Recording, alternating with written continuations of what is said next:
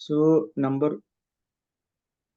So let my number is equal to 32 అనుకోండి. So 32 అయినప్పుడు ఈ యొక్క నంబర్‌ని మనము దాని యొక్క డేటా టైప్ తెలుసుకోవచ్చు. ఎలా తెలుసుకోవచ్చు అంటే through type of parameter to type of keyword వల్ల మనము దాని యొక్క నంబర్ తెలుసుకోవచ్చు. Okay. So whether it is a number or a string or data type తెలుసుకోవచ్చు. Whether it is an number or string మనం తెలుసుకోవచ్చు. And also my num dot to string అంటే మనం ఉన్న నంబర్‌ని మనం స్ట్రింగ్‌గా కన్వర్ట్ చేసుకోవచ్చు. సో ఫర్ ఎగ్జాంపుల్ ఇక్కడ మనం చూస్తే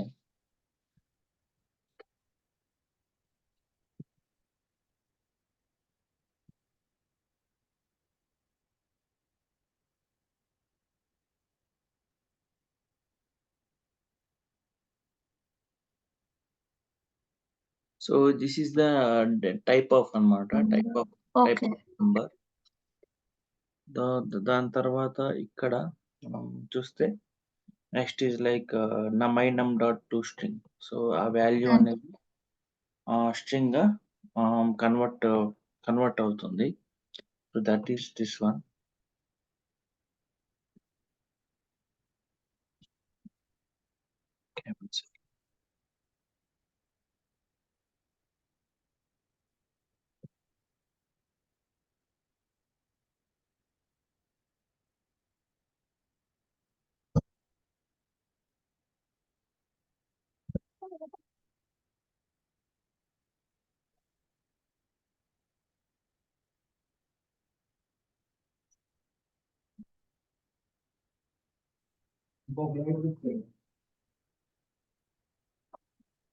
ఓకే. సో నెక్స్ట్ వచ్చేసి నమ్ ఫిక్స్డ్. ఒకవేళ మనం డెసిమల్ నంబర్ లాగా తీసుకున్నాం అనుకోండి 9.656 అనే ఒక నంబర్‌ని తీసుకున్నాము. అప్పుడు అది యాక్చువల్‌గా కన్వర్ట్ టు ఫిక్స్డ్ ఆఫ్ 0 అంటే అది జీ అది రౌండ్ ఆఫ్ చేస్తుందన్నమాట. 9.656 అంటే ఎంత? 10. 10. 10 కదా! And also number fixed dot to fixed of 2 అంటే అది సెకండ్ డెసిమల్ నుంచి రౌండ్ ఆఫ్ చేస్తది. That is like second position. Okay. Second position అంటే 5, 6 will become as 6. 60. Yeah, 66. And also percent of 10 అంటే సపోజ్ మనం ఒక స్ట్రింగ్ పాస్ చేసామంటే దాని వాల్యూ యాక్చువల్‌గా 10గా ఐ మీన్ న్యూమరిక్ 10గా మారుతుంది. Okay. So just like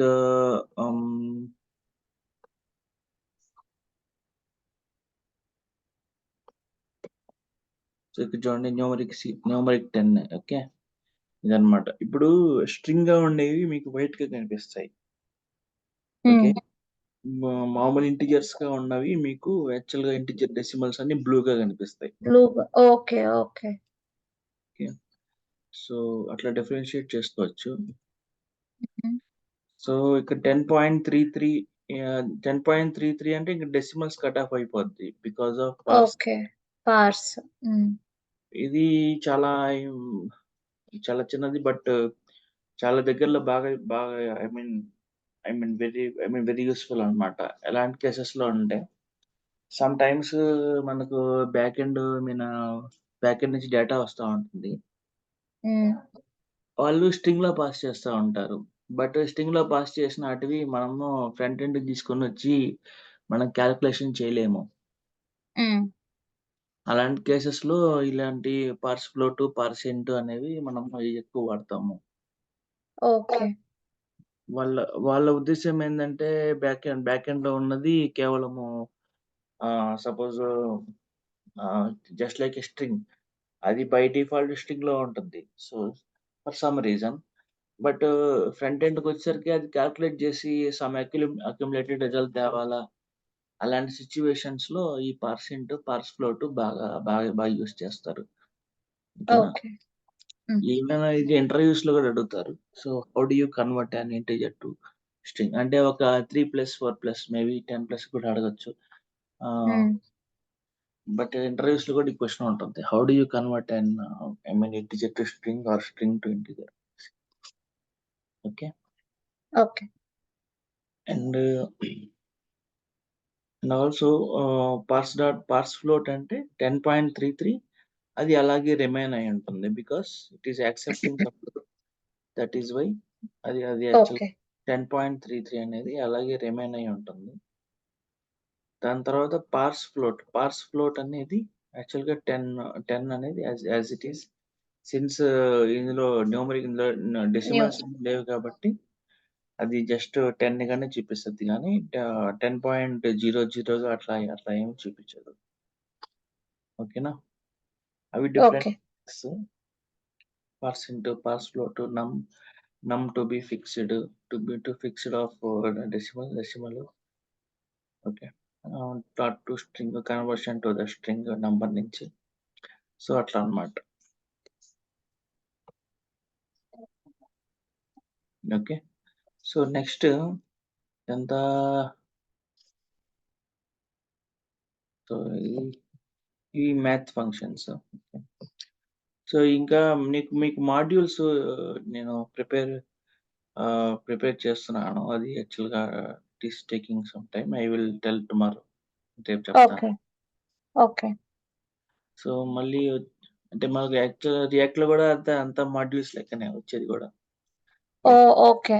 okay. రియాక్ట్‌లో గూడా మనం ఎక్స్‌పోర్ట్ జేయడము, ఆ మాడ్యూల్‌ని వేరే దగ్గర ఇంపోర్ట్ చేసుకొని మనము దాన్ని వాడడము అట్లా అలాగే ఉంటుంది.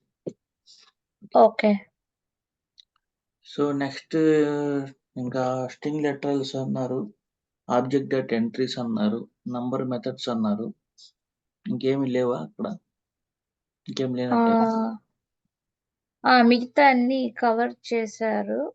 మరి ఆల్‌మోస్ట్ క్లాసెస్ ఆబ్జెక్ట్ ఎంట్రీస్ అవే మీరు ఎక్సెల్‌లో చూపించింది. ఓకే. ఫైన్.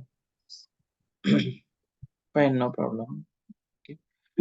నేను రేపు ఈ మాడ్యూల్స్ ఈవెన్ మనకు రియాక్ట్‌లో గూడా వస్తది modules. So, I will explain out there also.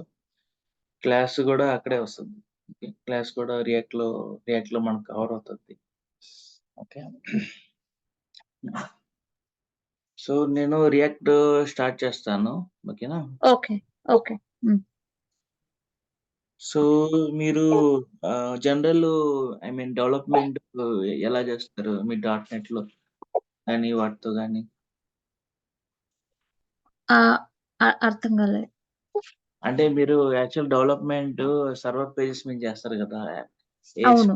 ASP dot net. ASPX. అవును. అవును. హ్మ్. సో, మీరు కాల్ చేసేటప్పుడు మీరు కాల్ చేసేటప్పుడు I think it will load the first ASP dot net page home page load అవుతుంది. లోడ్ అవుతుంది. కరెక్ట్. దాని తర్వాత ఈవెంట్స్. యాహ్! ఈవెంట్స్ వాటెవర్ హ్మ్. ద అదర్ పేజెస్ ఆల్సో అవి వరుసగా లోడ్ అవుతా వస్తాయి. వాటెవర్ హ్మ్. మనం ఏదైతే వాడాలనుకుంటున్నామో అది మాత్రం సర్వర్ సైడ్ ఎంటర్ అవుతా ఉంటుంది. కరెక్ట్. సో, ఇది గూడా దాదాపు అదే విధంగా ఉంటుంది రియాక్ట్ గూడా. రి ఓకే. రియాక్ట్‌లో ప్రీ రిక్విజైట్ వచ్చేసి యాక్చువల్‌గా ఆహ్, ఇప్పుడు ఇక్కడ వచ్చేసి చెప్పండి. ఆహ్, అంటే దీంట్లో ఇప్పుడు ఫర్ ఎగ్జాంపుల్ డాట్ నెట్ తీసుకుంటే ఆహ్, ఆహ్, పేజ్‌లో ఏం కనిపించాలనే దాన్ని ఉంటది. దాని తర్వాత కంట్రోలర్, లాజిక్, బిజినెస్ లాజిక్ అంతా ఒక పేజ్‌లో అలా ఉంటుంది కదా! అలా ఇక్కడ రియాక్ట్‌లో కూడా అలా సెపరేషన్ ఉంటుందా? సెపరేషన్ ఉండదు. ఇక్కడ వచ్చేసి వ్యూ, లాజిక్ ఒకే ఒకే దాంట్లో దాంట్లో. ఓకే. ఒకే హ్మ్. దాంట్లో ఉంటాయి. అదే హ్మ్. ఇక్కడ కాంపోనెంట్ లెక్కన ఉంటాయి. ఓకే. మామూలుగా నేను డాట్ నెట్ కంపేర్ చేయను గానీ జనరల్ హెచ్‌టీఎంఎల్‌లో చూస్తే ఆ! మీకు హెచ్‌టీఎంఎల్ పేజ్ ఒక దగ్గర ఉంటుంది. జేఎస్ ఒక దగ్గర ఉంటుంది. అవును. హ్మ్. సో, మీరు ఒక పేజ్‌కి ఒక నావ్ బార్ రాసారనుకోండి హ్మ్. జనరల్ హెచ్‌టీఎంఎల్‌లో. హ్మ్. అందులో ఆ నావ్ బార్‌లో మళ్ళీ హోమ్ డాట్ హెచ్‌టీఎంఎల్ దాని తర్వాత అబౌట్ అస్ డాట్ హెచ్‌టీఎంఎల్ ఇట్లా మీరు అవును. Footer, some kind head. Of navigation create చేశారు. హ్మ్. మీరు ఇలా మీరు నావిగేషన్ క్రియేట్ చేసి ఒక హెచ్‌టీఎంఎల్ ట్యాగ్‌ని మీరు మీరు మీ ఐ మీన్ చేంజ్ చేశారనుకోండి. ఫర్ ఎగ్జాంపుల్ అబౌట్ అస్ దాంట్లో కాంటాక్ట్ డీటెయిల్స్ సరిగ్గా లేదు. మీరు ఫోను నంబర్ మార్చారు. ఓకే. హ్మ్. మార్చి మీరు కంపైల్ చేస్తే కేవలం ఆహ్, ఆ పర్టిక్యులర్ కాంపోనెంట్ చేంజ్ అవ్వదు. అంటే నార్మల్ లెగసీ హెచ్‌టీఎంఎల్‌లో కేవలం ఆ అబౌట్ అస్ పేజ్ మాత్రమే లోడ్ అవ్వదు. మొత్తం అప్లికేషన్‌ని మనం లోడ్ చేయాలన్నమాట. హ్మ్. హ్మ్. బికాజ్, బికాజ్ యాక్చువల్లీ ఇవన్నీ యాక్చువల్లీ ఇండెక్స్ డాట్ జేఎస్‌కి లింక్ అయ్యి ఉంటాయి. ఇండెక్స్ డాట్ హెచ్‌టీఎంఎల్‌కి లింక్ అయ్యి ఉంటాయి. అందువల్ల మన దగ్గర 10 పేజెస్ ఉండొచ్చు, 100 పేజెస్ ఉండొచ్చు. ఆ 100 పేజెస్‌లో ఏ ఒక్క కాంపోనెంట్‌లో ఏ స్మాల్ చేంజ్ అయినా కూడా నెక్స్ట్ టైమ్ నేను అప్లికేషన్ లోడ్ చేసేటప్పుడు మొత్తం అప్లికేషన్‌ని నేను లోడ్ చేయాల. ఓకే. అది యాక్చువల్‌గా బ్రౌజర్ మీద బర్డెన్ అన్నమాట. బ్రౌజరు హ్మ్. ఊరికే అంత పెద్ద అప్లికేషన్‌ని అది యాక్చువల్లీ హిట్ చేసుకోలేదు. అది సర్వర్ సైడ్ మీద రన్ అవుతా ఉన్నా ఓకే. బట్ స్టిల్ అది యాక్చువల్లీ క్లయింట్ సైడ్‌కొచ్చేసరికి అది బర్డెన్. బికాజ్ క్లయింట్ అనేది ఏంటి బ్రౌజర్ గదా! క్లయింట్ అంటే. సో, క్లయింట్ హ్మ్. హ్మ్. సైడ్‌కి వచ్చేసరికి యాక్చువల్‌గా అది actually I mean always very very huge burden. నేను ఒక కాంపోనెంట్‌లో ఒక లైన్ చేంజ్ చేస్తే, నేను ఎందుకు 100 హెచ్‌టీఎంఎల్స్ దాని రిలేటెడ్‌వి నేను ఇది చేసుకోవాలా? కంపైల్ చేయాలా? అది యాక్చువల్లీ పెద్ద డిసడ్వాంటేజ్ అన్నమాట. అది ఓకే. నాట్ అది not accepted case some time back that.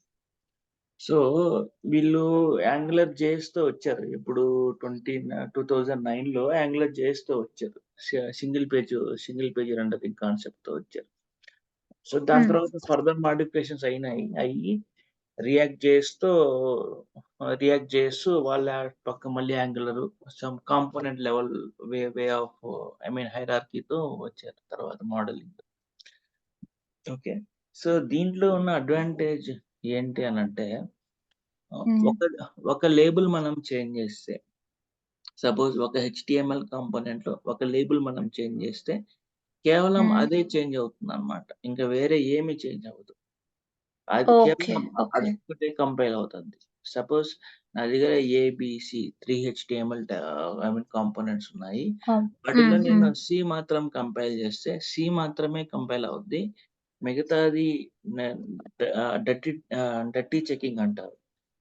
హ్మ్. యాక్చువల్లీ ఐ మీన్ మిగతా 2 కాంపోనెంట్స్ చెక్ చేసుకుంటుందన్నమాట compiler. Whether they are changed or not. Code is changed or not. If no code is changed no need to compile అనేసి అది mention చేసుకొని wherever there is a dirty happened means wherever there is some code update. Hmm. Hmm. Update or change or happen అది మాత్రమే తీసుకుంటుంది. అది మాత్రమే okay. Check చేసుకొని update చేస్తుందన్నమాట.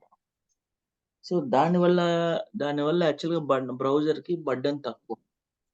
ఎంతటి హై అమౌంట్ ఆఫ్ డేటానైనా గూడా ఐ మీన్ బ్రౌజరు సెగ్రిగేట్ చేసుకొని, కంపైల్ చేసి యూజర్‌కి ah, ah, I mean be best I mean best way of accessing ఉంటుందన్నమాట. So, okay. ఇదొక మెయిన్ అడ్వాంటేజ్ రియాక్ట్ దీంతో. సో, ఎవరు చేస్తారు? ఇదంతా ఎవరు చెక్ జేస్తారు అంటే, హుహు. యాక్చువల్‌గా రియాక్ట్‌లో వచ్చేసి వర్చువల్ డామ్ అని ఒక కాన్సెప్ట్ ఉంది. వర్చువల్ డాము ఎప్పుడు గూడా బ్యాక్ ఎండ్ ఏమి ఆహ్, ఏ కాంపోనెంట్స్ చేంజ్ అయినాయి, ఆ కాంపోనెంట్స్ సంబంధించిన కోడ్ ఐ మీన్ రియల్ డామ్‌కి అప్డేట్ చేస్తా ఉంటుంది. ఇక్కడ 2 డామ్ అంటే ఏంది? Document object model. Document object mode. Hmm. Real DOM అంటే ఏందంటే బ్రౌజర్. వర్చువల్ డామ్ అంటే ఏందంటే which is in between the browser and also React. రియాక్ట్‌కి ఓకే. దాని తర్వాత బ్రౌజర్‌కి ఒక మధ్యలో వేరే డామ్ ఒకటి వీళ్ళు యాక్చువల్లీ డిజైన్ చేశారు. ఈ ఈ హ్మ్. యొక్క హ్మ్. అప్లికేషన్‌తో మనం చూస్తే.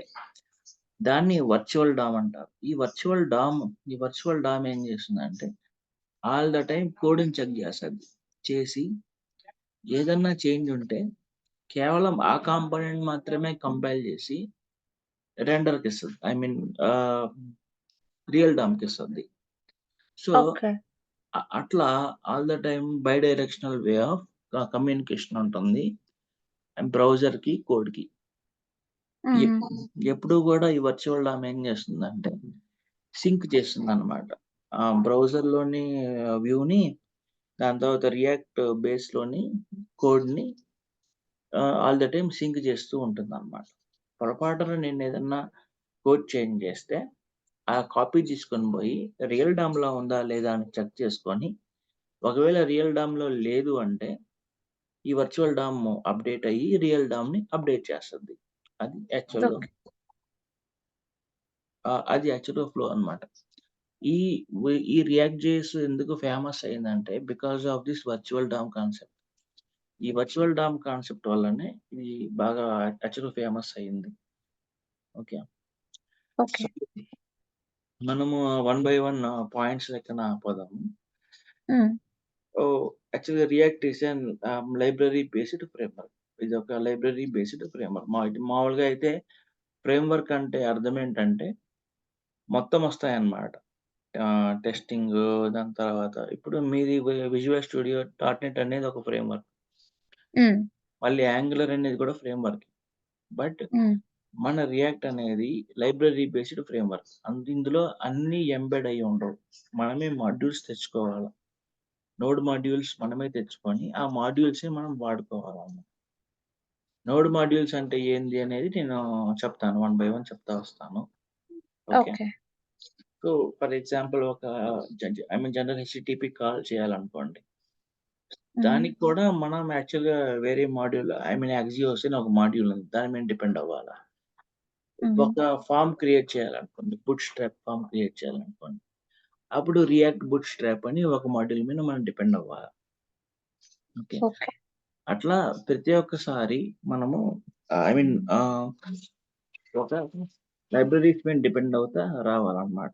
మాడ్యూల్ లైబ్రరీస్ మీద డిపెండ్ అవుతా రావాలి. So, hmm. React is a library based framework అంటాము. It is not a full okay. Fledged framework. Hmm. Okay. Hmm. And also React was introduced by Facebook. React అనేది యాక్చువల్ ఫేస్‌బుక్ వాళ్ళు వాళ్ళు లోపల వాడి చాలా రోజులు డెవలప్‌మెంట్ చేసి, వాళ్ళ హ్మ్. అప్లికేషన్స్ అన్నీ అయిపోయిన తర్వాత 2016 2015 అప్పుడు వాళ్ళు ఓపెన్ సోర్స్‌గా వదిలారు. ఇంత ఓకే.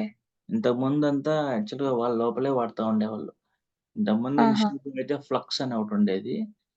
ఓకే. 2016, 2018 దాకా దాన్ని డెప్రికేట్ చేసేసారు. దాని తర్వాత ఓకే. ఈ రిడక్స్ వచ్చింది. హ్మ్. ఇప్పుడు మళ్ళీ మార్చేసి యాక్చువల్ హుక్స్‌కెళ్ళిపోయారు. అట్లా అడ్వాన్స్‌డ్ ఎప్పుడు బ్రౌజర్ టెక్నాలజీస్‌లో అడ్వాంటేజ్ అదే. మార్ హ్మ్. హ్మ్. ఎప్పుడు ఎప్పుడు మారుతా మారుతా ఉంటాయన్నమాట. హ్మ్. హ్మ్. మళ్ళీ వచ్చేసి open source is React is open source library. Free to used free to be used. No license required. ఇది ప్రొప్రైటరీ సాఫ్ట్‌వేర్ కాదు. ఎవరైనా సరే ఈ యొక్క లైబ్రరీని వాడుకోవచ్చు. రియాక్ట్ బేస్డ్ అప్లికేషన్ వాడొచ్చు. It is free to okay. Be used. Okay. And also React application depends upon modules to run and create application. So React application depends upon modules. So to this node modules అన్నమాట ఇక్కడ. So ఈ హ్మ్. ఈ ఈ node modules అనేవి యాక్చువల్‌గా వీటి base మీదనే మనకు రియాక్ట్ అనేది రన్ అవుతా ఉంటుంది. ఓకే. ఓకే. సో, మనము ఈ రియాక్ట్ అప్లికేషన్‌ని రన్ చేయాలంటే, మనం డైరెక్ట్‌గా రన్ చేయలేము. మనకొక సర్వర్ కావాలి. ఓకే. అదే okay. Node JS server. Okay. Node JS server లేకుండా మనం రియాక్ట్‌ని రన్ చేయలేము. నార్మల్ ఎన్వైర్న్‌మెంట్స్‌లో. But still you can use React based libraries. కొన్ని dot net applications, Java applications వాళ్ళకి బ్యాక్ ఎండ్ ఆల్రెడీ ఇది ఉంటుంది కాబట్టి సర్వర్ ఉంటుంది కాబట్టి వాళ్ళకి సెపరేట్ లైబ్రరీస్ ఉంటాయి. అవి ఫెచ్ చేసుకొని చేసేవాళ్ళున్నారు. కానీ most of the times 80% of the development I mean node మీద జరుగుతుందన్నమాట. Node okay. జేఎస్ మీద జరుగుతుంది. ఇప్పుడు మీకు ఈ జావాలో pom.xml ఐడియా ఉందా? పామ్ pom.xml మీకు .NET‌లో యాక్చువల్ డిపెండెన్సీస్ అని ఉంటాయి. మీరు అప్లికేషన్ అవును. స్టార్ట్ చేయగానే డిపెండెన్సీ డిపెండెన్సీస్ అవన్నీ అవుతాయి కదా! సో, అట్లానే మనకు కూడా నోడ్.jsలో నోడ్ మాడ్యూల్స్ అనేవి డిపెండెన్సీస్ అన్నమాట. అప్లికేషన్‌ని రన్ చేయడానికి ఈ ఈ యొక్క మాడ్యూల్స్ అన్నీ బైనరీ దాంట్లో format registers. Okay. Actual binary ఫార్మాట్‌లో ఉంటాయన్నమాట. ఆ బైనరీ ఫార్మాట్‌లో ఉన్నది బ్యాక్ ఎండ్ ఉంటాయి. But we are just I mean taking that functions alone. But we are not giving any other things. Okay. And also each template I mean acts as an component in React. ప్రతి template ప్రతి ఒక్క HTML template కూడా ఒక component లాగా act చేస్తది. అంటే అర్థం ఏంటంటే సపోజ్ హెడర్ అనేది ఒక కాంపోనెంట్, ఫూటర్ అనేది ఒక కాంపోనెంట్, బాడీ ఒక కాంపోనెంట్, సెక్షన్ అనేది ఒక component, some kind of navigation bar అనేది ఒక కాంపోనెంట్. అట్లా పేజ్‌ని యాక్చువల్లీ డివైడ్ చేస్తానన్నమాట. సో, ఇందువల్ల మెయిన్ యూసేజ్ ఏందంటే, యాక్చువల్‌గా హెడర్ మీరు ఒక్కసారి రాస్తే చాలు. అది డిఫరెంట్ ప్లేసెస్‌లో మీరు కాల్ చేసుకోవచ్చు. సపోజ్ మీకేదన్నా ఒక 100 పేజెస్ ఉన్నాయనుకోండి. 100 పేజెస్ ఉంటే 100 పేజెస్ మీరు యాక్చువల్ 100 టైమ్స్ మీరు హెడర్ డిక్లేర్ చేయాల్సిన అవసరం లేదు. అవును.